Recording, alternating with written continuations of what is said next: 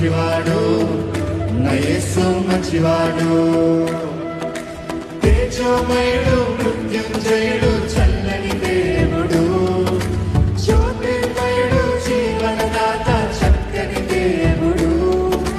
తేజోమయుడు, మృత్యుంజయుడు, చల్లని దేవుడు, జ్యోతిర్మయుడు, జీవనదాత,